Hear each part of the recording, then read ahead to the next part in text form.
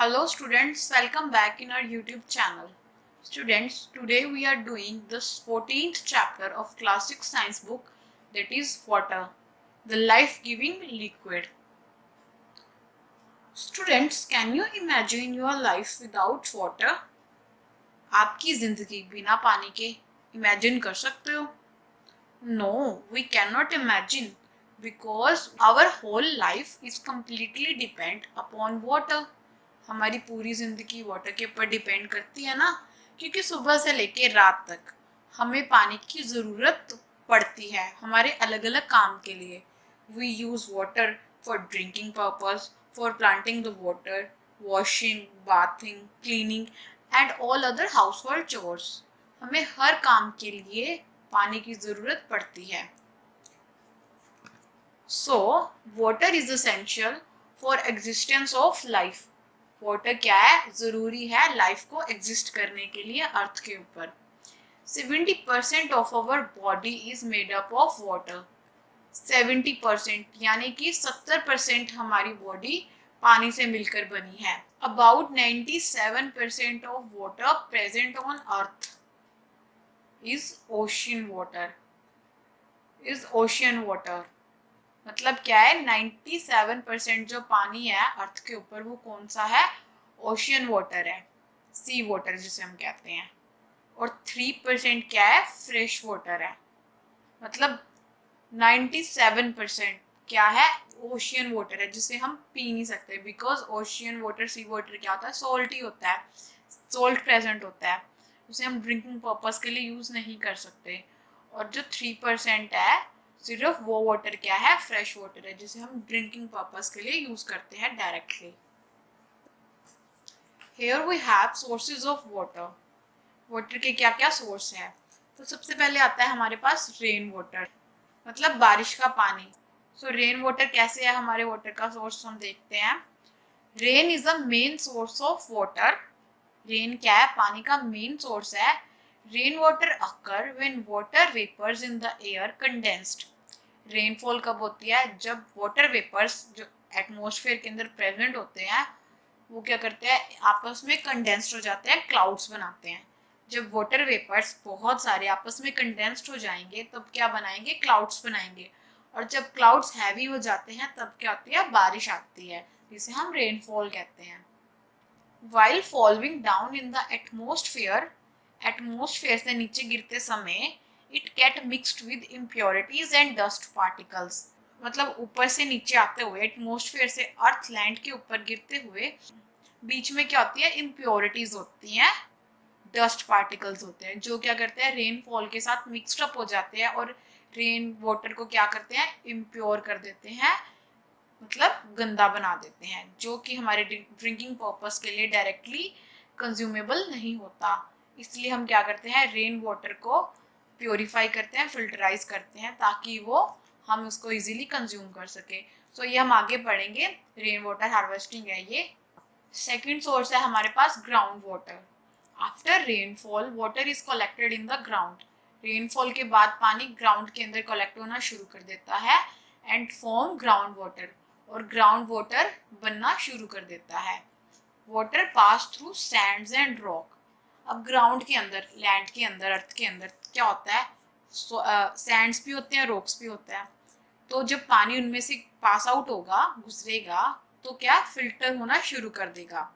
So when water passed through sand and rock, it gets filtered and free from impurities. और impurity से free हो जाएगा. It means our water get pure.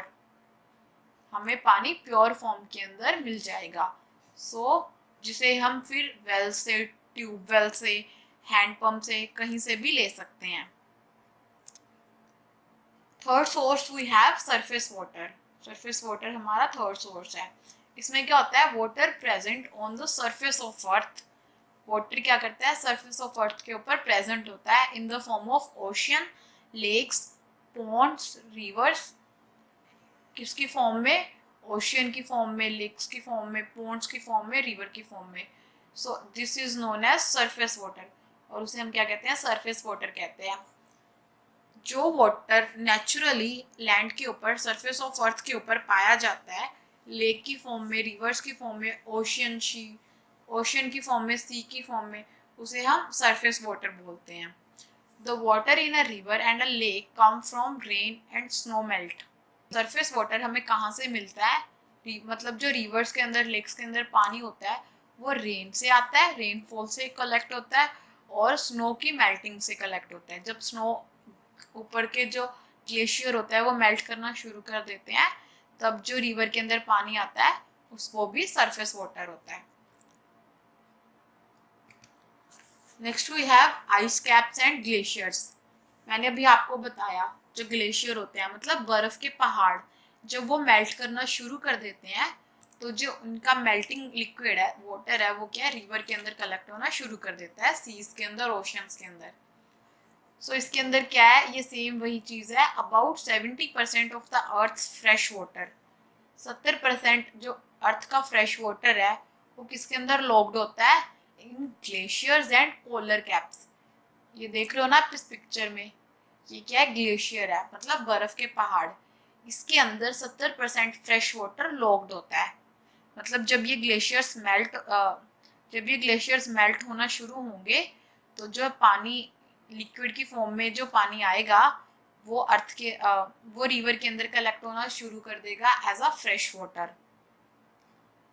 With high temperature they start melting and following in the river and lake. High temperature के कारण ये melt करेंगे और river के अंदर कलेक्ट होना शुरू कर देंगे। So this is all about sources of water. Next we have uses of water. Water के यूजेस, अब मैं आपको स्टार्टिंग में ही बता चुकी हूँ कि water is essential for our life.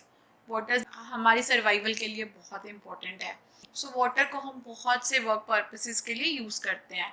It is use for drinking, for irrigation, for agriculture, in industries, in transportation.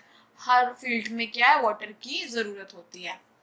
Agriculture में हम प्लांट्स को पानी देने के लिए भी वाटर का यूज करते हैं, because without water plants can not survive and they can not grow. बिना पानी के तो प्लांट्स भी ग्रो नहीं करेंगे, और प्लांट्स नहीं होंगे तो हम भी जी नहीं सकते, because we are also depend on plants.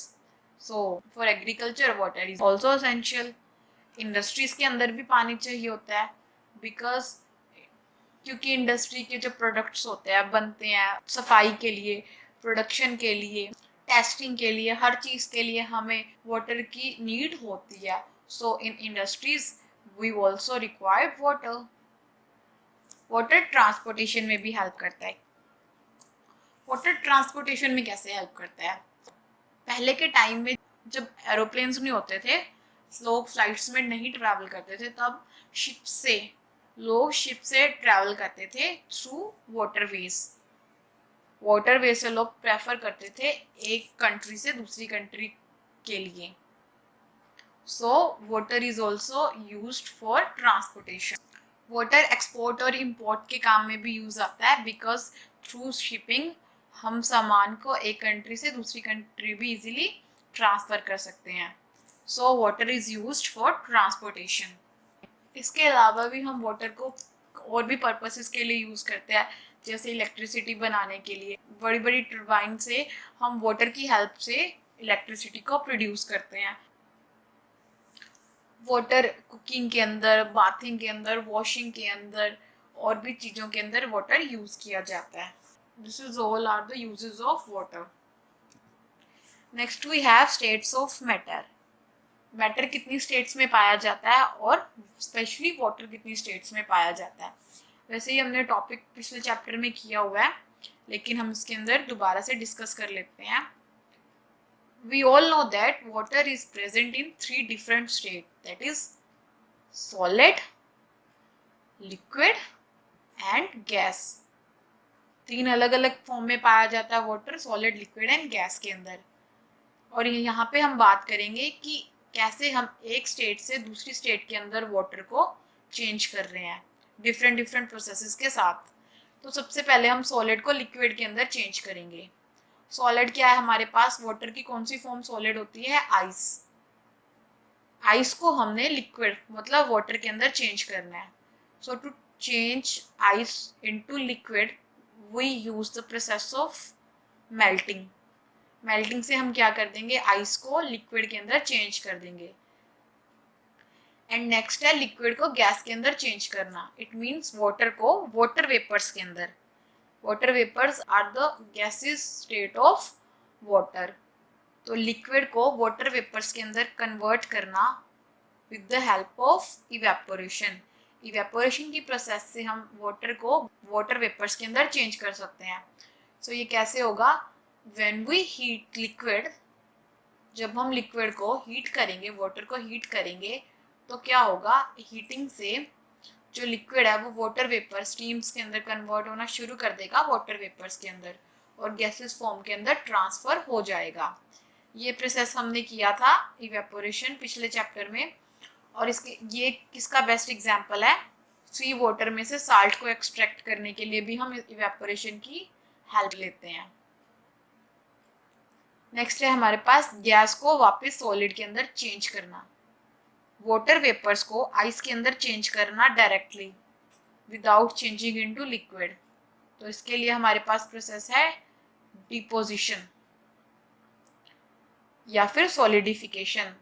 Solidification या फिर डिपोजिशन से हम क्या करते हैं, टेम्परेचर इतना ज़्यादा बढ़ा देते हैं कि उससे क्या होता है, ड्राई आइस हमारी बननी शुरू कर देते हैं, जो कि सॉलिड फॉर्म है। उसके अंदर क्या होता है, हमारा जो वाटर वेपर्स है डायरेक्टली ड्राई आइस के अंदर सॉलिड फॉर्म के अंदर चेंज हो जाता है with the help of temperature. अगर हम इसको उल्टे तरीके से देखें तो फिर क्या होता है कि लिक्विड को हम सॉलिड के अंदर चेंज कर सकते हैं बाय फ्रीजिंग। अगर हम पानी को फ्रीज कर दें, टेम्परेचर कम कर दें, तो क्या होता है, आइस के अंदर चेंज हो जाएगी। सो इसके अंदर क्या हुआ, लिक्विड सॉलिड के अंदर चेंज हो गया by the help of freezing method. Solid को गैस वाटर वेपर्स के अंदर चेंज करना आइस को with the help of sublimation. Sublimation से हम डायरेक्टली आइस को वाटर वेपर्स के अंदर चेंज कर सकते हैं।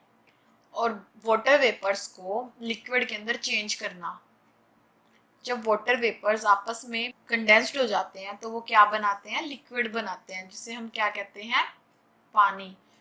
सो इसके अंदर कौन सी प्रोसेस यूज होती है, कंडेंसेशन। ये प्रोसेस हम आगे भी करेंगे वाटर साइकिल के अंदर।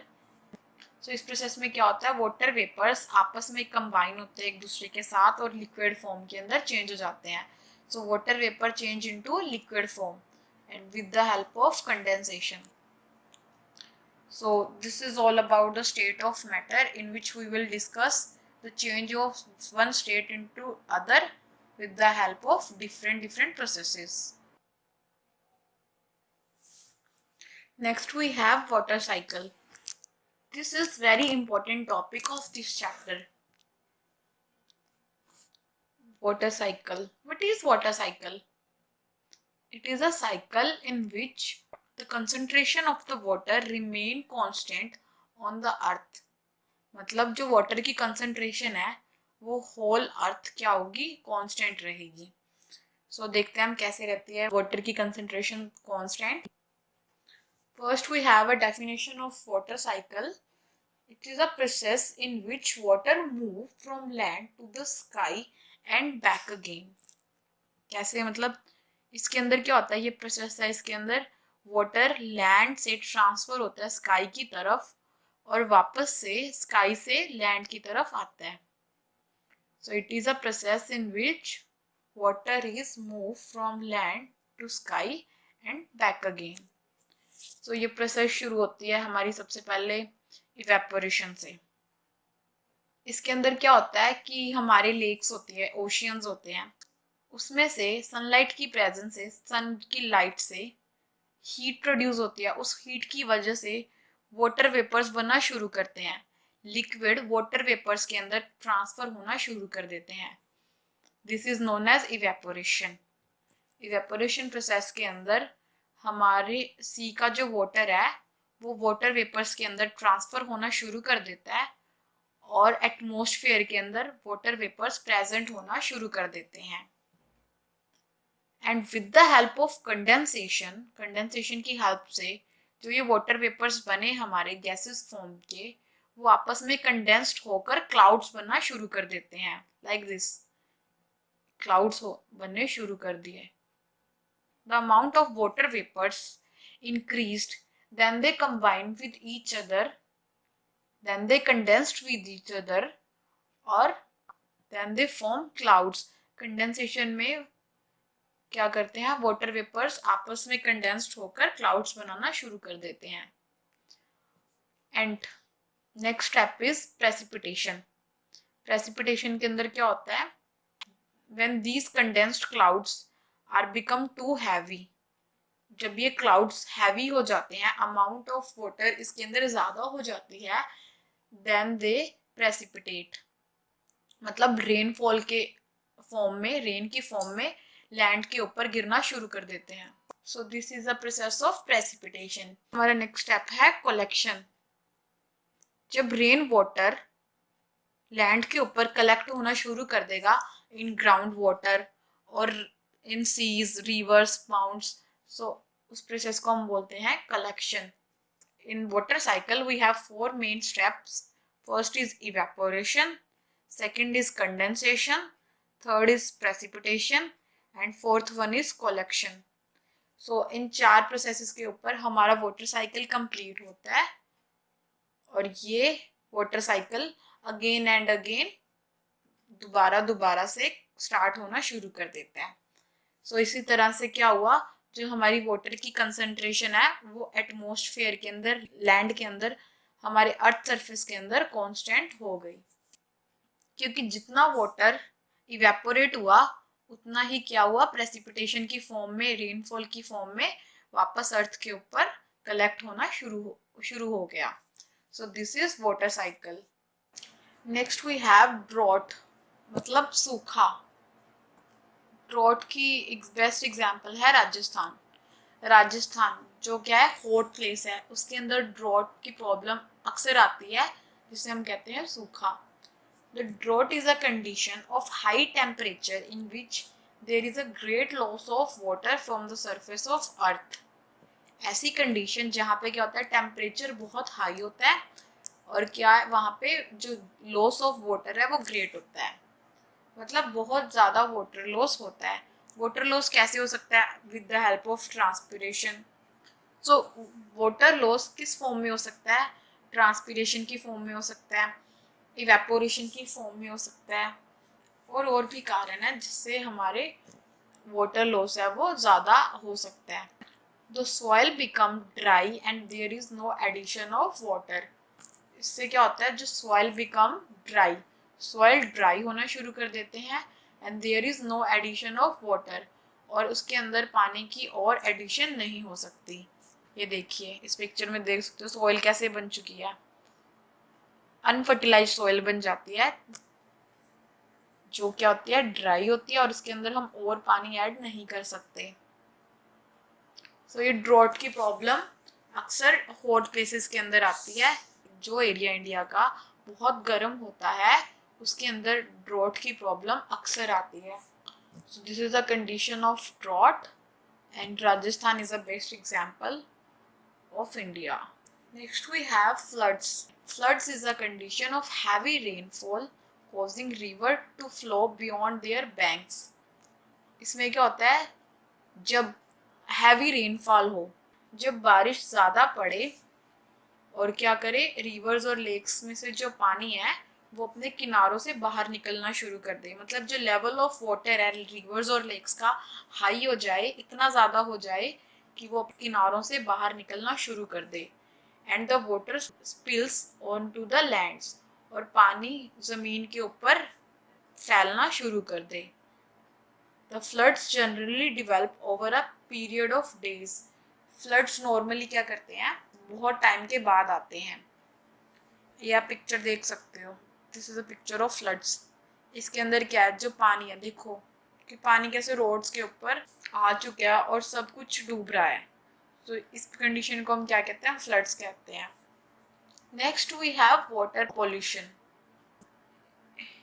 Nowadays we face this problem, water pollution. By the passage of time, amount of water pollution get increased. Water pollution आज के टाइम में बढ़ता ही जा रहा है. तो वाटर पोल्यूशन क्या होता है, the water pollution occur when a water body is adversely affected by the addition of large amount of unwanted material into it। कि जब वाटर बॉडीज यानी कि रिवर, लेक्स, सीज, ओशियंस, इसके अंदर large amount of unwanted material, मतलब unwanted material like wastage, like this is a picture of water pollution and this is known as unwanted material. जो हमारे पानी के अंदर हमें जिसकी ज़रूरत नहीं है, जो कूड़ा करकट होता है, वेस्ट होता है, लोग क्या करते हैं पानी के अंदर डाल देते हैं, उसमें हम क्या कहते हैं अनवांटेड मटेरियल कहते हैं। जब अनवांटेड मटेरियल की कंसंट्रेशन बढ़ जाती है पानी के अंदर, तब हम उसे क्या बोलते हैं वाटर पोल्यूशन बोलते हैं उस कंडीशन को। So water pollution occur when the water body is adversely affected, बहुत बुरी तरह से अफेक्टेड हो जाती है वेस्ट मटेरियल डालने की वजह से, उसे हम कहते हैं water pollution. Causes of water pollution, water pollution के कॉजेज क्या हैं? फर्स्ट है हमारे पास uses of pesticides, herbicides and fertilizers. We use pesticides and fertilizers in fields. जो फार्मर्स है वो पेस्टिसाइड्स को, फर्टिलाइजर्स को अपने खेत के अंदर, अपने फील्ड्स के अंदर यूज करते हैं ताकि उनकी क्रॉप्स है वो अच्छे से ग्रो कर सके।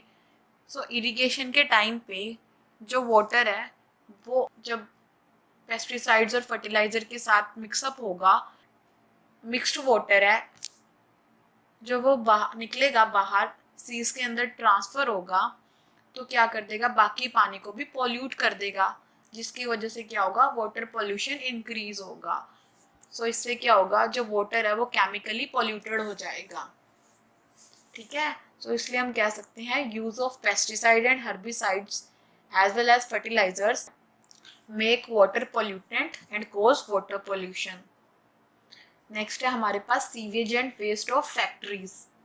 फैक्ट्रीज का जो वेस्ट है, मतलब कूड़ा करकट और सीवेज है, वो सब क्या है, वो भी हमारा वाटर पोल्यूशन करते हैं।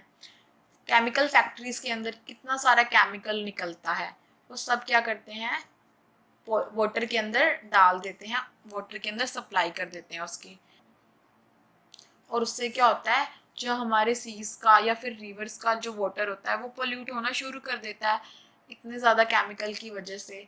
तो इसीलिए क्या करते हैं हमारी वाटर पोल्यूशन भी इंक्रीज कर जाता है। नेक्स्ट है sewage and waste of houses. जो हाउस का वेस्ट होता है, सीवेज होता है, उसको भी क्या है रिवर्स के साथ कनेक्ट किया होता है। उसका जो सीवेज का कनेक्शन है वो डायरेक्ट रिवर्स के अंदर जाता है, और उससे क्या होता है जो हमारा रिवर का वाटर है वो भी पॉल्यूट होना शुरू कर देता है, और उससे भी हमारा वाटर पोल्यूशन का जो रेट है वो इंक्रीज कर जाता है। Last is littering on the land और ऑन द वाटर। इसके अंदर क्या होता है पेपर को क्रश करना या फिर फाड़ना और उसको लैंड के ऊपर डालना या तो फिर डायरेक्ट वाटर के अंदर डालना, उससे भी क्या होता है हमारा वाटर पोल्यूशन इंक्रीज करता है। इसके अलावा हमारे पास होता है ऑयल स्पॉइलेज। ऑयल स्पॉइलेज के साथ भी हमारे वाटर पोल्यूशन इंक्रीज करता है। So this is all are the causes of water pollution. Next we have water conservation. We need to conserve water. आज के टाइम में हमें पानी को कंजर्व करना, बचाना बहुत ज़रूरी है। As we all know, so how can we conserve water? So first step is do not let faucets or showers run unnecessarily. हमें showers को, faucets को unnecessarily खुला नहीं छोड़ना, यूज करने के बाद उन्हें अच्छे से टर्न ऑफ करना है। Wash full loads of dishes and laundries only. जब हमारे पास डिशेस, बर्तन या फिर लॉन्ड्रीज जो गंदे कपड़े हैं वो जब ज़्यादा हो तभी उन्हें वॉश करना चाहिए, एक एक करके हमें पानी वेस्ट नहीं करना चाहिए। Do not flush toilet unnecessarily. फालतू में हमें टॉयलेट को फ्लश आउट नहीं करना चाहिए। Use a broom instead of water hose for cleaning. Cleaning के लिए हमें झाड़ू का यूज करना चाहिए, ना कि वाटर होस का। Use a spray nozzle on water hose for cleaning. Spray nozzle का यूज करना चाहिए हमें वाटर होस के अंदर क्लीनिंग के टाइम पे। Serve drinking water only when requested. जितना पानी पीना हो उतना ही पानी लो, और जो पानी मांगे उसी को पानी दो। इट मीन्स ड्रिंकिंग वाटर को अननेसेसरीली वेस्ट मत करो। Do not over water lawns और प्लांट्स। प्लांट्स को, लॉन्स को, गार्डन्स को अननेसेसरीली ओवरलोड मत करो। Check your irrigation system and fix broken sprinkler heads.